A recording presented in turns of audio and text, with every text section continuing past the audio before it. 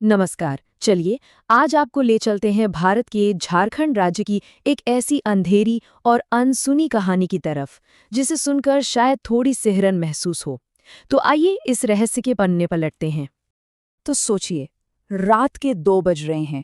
बाहर जोरों की बारिश हो रही है, बिजली कड़क रही है और माहौल में एक अनजाना सा डर फैला हुआ है। तो कहानी का पहला हिस्सा है घाटशिला की तूफानी रात। यहीं पर हमारे मुख्य किरदार के लिए एक भयानक मंजर तैयार हो रहा है। जगह है झारखंड का घाटशिला स्टेशन, बिल्कुल सुनसान। और हमारे कहानी के जो हीरो हैं रामदीन, वो एक ऑटो ड्राइवर हैं। और मौसम, अरे पूछिए मत, चारों तरफ घना अंधेरा, जोरों की बारिश और बादलों की वो दिल दहला देने वाली गरज। ऐसे में कौन ही मिलेगा, है ना? पर रामदीन को बस एक उम्मीद थी कि शायद देर रात वाली ट्रेन से कोई एक सवारी मिल जाए। और बस यहीं से कहानी में वो खौफनाक मोड़ आता है, जब उस अंधेरी रात में एक रहस्यमयी साया उभरता है। तो उस घनघोर बारिश और अंधेरे के बीच ना अचानक से बिजली कौंधती है और बस उसी रोशनी में रामदीन को कोई दिखाई देता है। एक जवान सी लड़की, करीब 18-19 साल की होगी, कंधे पर बैग, और वो सीधा अंधेरे को चीरती हुई उसी के ऑटो की तरफ आ रही थी। लड़की ऑटो के पास पहुंचकर बस इतना कहती है, मुझे मुसाबानी जाना है। उसकी आवाज में पता है, एक अजीब सी शांति थी जो उस तूफानी रात से एकदम अलग थी। अब देखिए, इतनी रात, इतना खराब मौसम, तो रामदीन ने किराया भी वैसा ही मांगा, पूरे 500 रुपए। पर उस लड़की के पास इतने पैसे थे नहीं, तो उसने रामदीन के सामने एक प्रस्ताव रखा, एक ऐसा प्रस्ताव जिसे वो मना नहीं कर पाया। तो रामदीन मान गया। लड़की ने उसे 200 रुपए दिए, ऑटो में बैठ गई और फिर उस तूफानी रात में एक बिल्कुल खामोश सफर शुरू हो गया। बाहर सिर्फ बारिश का शोर और ऑटो के अंदर एक अजीब सी चुप्पी। सफर तो खत्म हुआ, मंजिल भी आ गई, लेकिन कहानी का सबसे डरावना मोड़ वो तो अब आने वाला था। दरवाजे पर एक ऐसी दस्तक जो सारे राज खोल देती।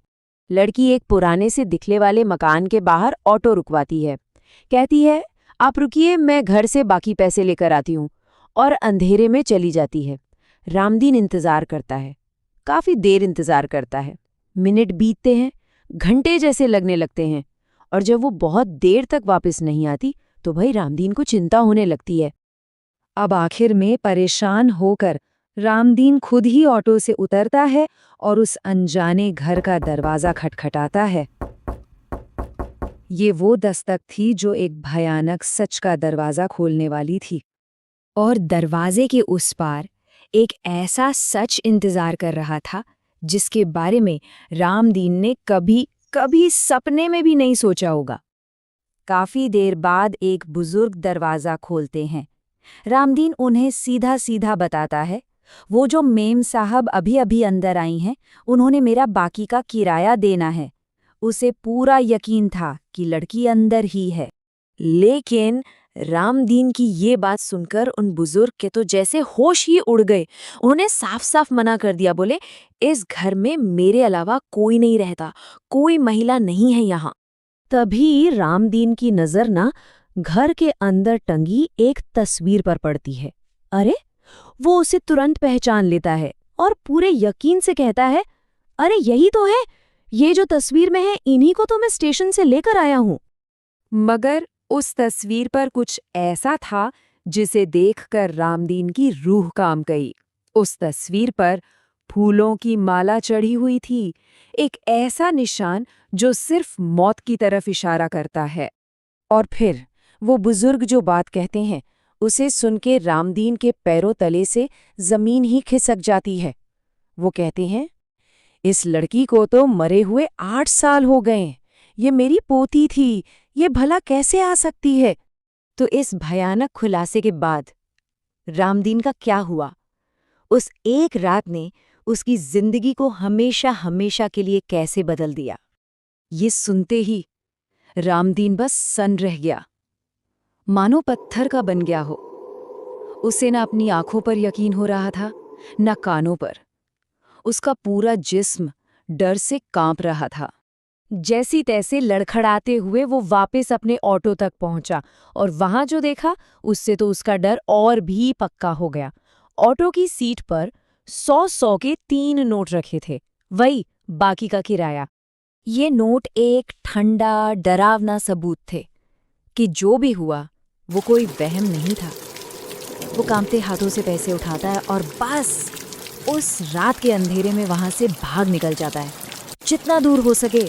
उस एक रात का डर रामदीन के दिल में ऐसा घर कर गया कि सोचिए, जो आदमी अपनी रोजी रोटी के लिए रात बेरात ऑटो चलाता था, उसने उस दिन के बाद कभी रात में ऑटो नहीं चलाया। सूरज ढलते ही वो घर लौट जाता था। तो ये कहानी हमें सोचने पर मजबूर करती है ना, कि आखिर ये भूत प्रेतों की, आधी रात की सवारियों की कहानियां हर जगह, हर पीढ़ी में क्यों सुनाई जाती हैं? क्या ये सिर्फ मन बहलाने के लिए है, या फिर इनमें अंधेरे में छिपे किसी अनजाने सच की कोई झलक होती है?